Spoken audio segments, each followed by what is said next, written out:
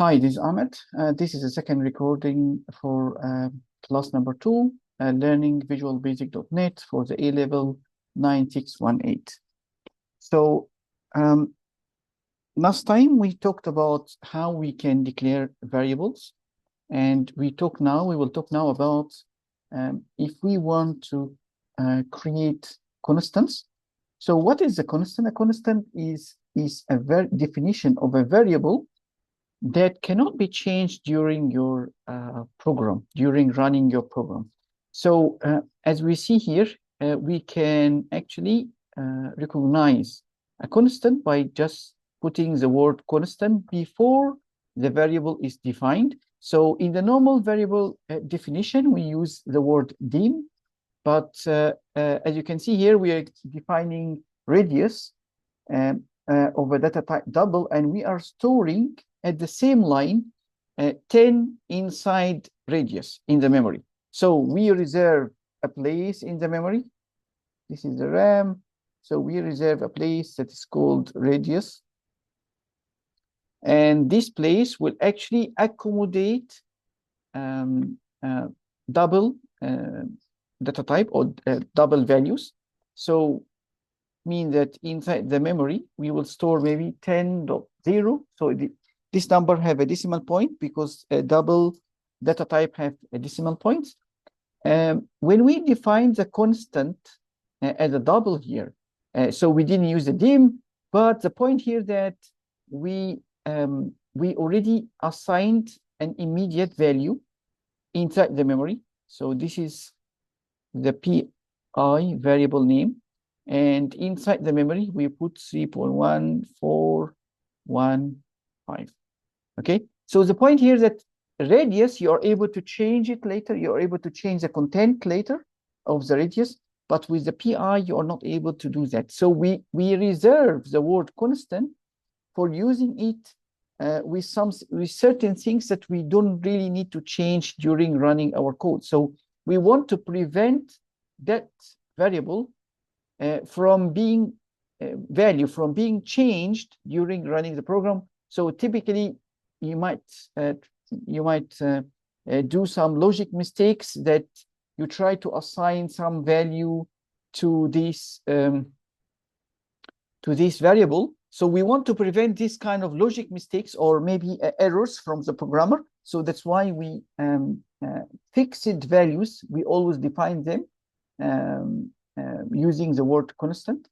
So as you can see here, so when we do this kind of line, so we are defining circumference as a double of data type double, and this circumference variable actually get immediately the result of this calculation stored in it. So we are doing the initialization and the declaration at the same time. So first here we declared that this circumference variable of data type double, we reserve a place in the memory for it, and then we initialize it to the result of this equation. Okay, so and as you can see, we have done something similar with the area, and then we start to actually print our result. So it's actually a comment that we always need to, every program that we write, we need to use write line. So this kind of printing out actually is very important, because if you run this kind of code from line number 4 until line number 13 without printing anything, you will never know if your code really works fine or not. So we always have to write a print statement, which is in this case in Visual Basic is called console.writeLine. Every programming language is different from the other, but in this case it's console.writeLine. So what I want to say that whenever we write a software, so or a program, we need to write it in small parts, small portions, and then whenever we write a portion, the only way at the moment that we're going to learn is that we do printing. So we print whatever values that we already calculated, like in this case, And then we can start writing the remaining of the code if we confirm that what we wrote here is really correct and give us the proper output that we expect. Okay, so I will try to get the second portion that I want to explain here. So actually, I'm going now to talk about data types and what kind of not really data types, because we already talked about data types, but the point here that we have some important data types that we will be discussing about always. So I would like to actually explain to you how much space they occupy in the memory. So let me copy that, and there is another portion that I need to copy. So let me come here. I would like to also copy this portion and put it inside the main, and then I will try to come later and explain about it. So, okay, the point here that, okay, if I run this program, so of course, as we said before, this portion is actually a warning. It's from other files that I stored here. It's not from the main. So if you look here, so it is from other files, which is class 1 -vars. So this is the source of the warning. So he's complaining, he's giving a warning that we declared a variable, but we never used it. So it's an unused local variable, which is not related. It's not an error. Okay, it is just a warning only. And okay, so the point here that I would like you to know that when you define an integer in the memory as a data type or a variable of data type integer, so it means that you go to the RAM and then you try to reserve a place that is equivalent of 4 bytes. Okay, how I know that? Because it's already mentioned in the syllabus that integers will occupy 4 bytes in the memory. Long will occupy more space, which is double the integer. Okay, so it can hold longer values. So if you look here, then the maximum number that you're able to store inside integer is this number. So how many digits we see here? 1, 2, 3, 4, 5, 6, 7, 8, 9, 10. Okay, so almost 10 digits. Okay, so typically inside your programs that you run in the Visual Basic exam or the A-level exam, typically you will never reach this kind of values. Okay, but the point here that if you would like to actually compare whatever space that you reserve for the long, you can see that it is a huge number here. Okay, so most of the time we will need to use integer unless we know that our values will be really extremely long, then we will use the long. Okay, so long.max value, it is a property that can return to me the maximum value I can store, or the maximum number I can store inside the long. Okay, what about the double? So the double also contain occupy a place in the memory that is equivalent of 8 bytes. So whenever I make a double variable, so it will occupy 8 bytes in the memory. Okay, so I need to make sure that I use it only when it is proper, when I really need it, so that I don't waste the memory. So that is also for programmers. So maybe in the A-level, you will not be questioned about which data type you should use, but definitely you should not use double if what you need is only an integer, because that might get you some marks deducted. So here's the point here that these double value are able to store decimal numbers.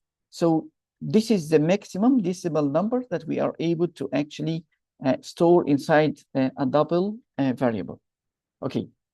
When we talk about characters, characters actually is a very small data types that can only occupy or they take from the memory 2 bytes only. And so A is a character like that, and AC is not a character. So A is a character, B is a character, and even 1 can also be a character. Okay, so this is all characters, and there is a character. We have character sets, so we have ASCII tables that describe every character in the ASCII table and the equivalent numbers for that. So of course, and we have Unicode. So as we know that the ASCII table actually have a certain number of values, and we are able to describe that later, because I'm not sharing it at the moment, so I don't want to leave this screen. We are able to share it later. I can dedicate a specific recording for that if you people want. So if you need that, you can comment below of the video, and then I will try to arrange a class for that. So at the moment here, with these 2 bytes, we are able to actually store Unicode characters, and Unicode values range from 0 until 65,000 something. And okay, the maximum value that you are able to get when you are when you use this maximum value property, so you get this U/UFFF. Okay, so here what we are trying to do is that we try to print this maximum character. Okay, and this is a Unicode character. As we know that the ASCII table is actually limited to the English character set. Okay, so it have numbers, and it have numbers like represented in English, like small characters and like ABC, and then we have also capital characters, and we also have the numbers and all the characters that you can find on your keyboard, but we are not able to represent characters for languages like Chinese or Japanese or even Arabic or this kind of languages. So that's why they use Unicode to represent that. If you talk about emojis, so this is all represented in the Unicode character set, but not in the ASCII table character set. So okay, the point here, if we want to get the maximum value, maximum character value, which is here like that, we get it by using this function. Okay, so we get the numeric value of the maximum character that we got here. So if we want to get that and print it out, so we will find that it is 65,535. Okay, so this is the maximum value for the highest Unicode character, which is this. Okay, so actually you don't really need to know or use the maximum value that I'm using here with the character, with the long, but this is just to print for you what is the maximum values that we are able to store inside each data type. Okay, so the point here, you just need to know that what each data type can be used for, and what is the highest value that you can store in, so that you decide which data type that you use for your variables inside your program. And the point here, okay, yeah, so we move to the string. We talk about string here at the moment, and as you can see here, I defined str as a string, and then I'm storing strings, which is a data type that can contain unlimited strings. Of course, you are limited by the space available in your memory. or the RAM size.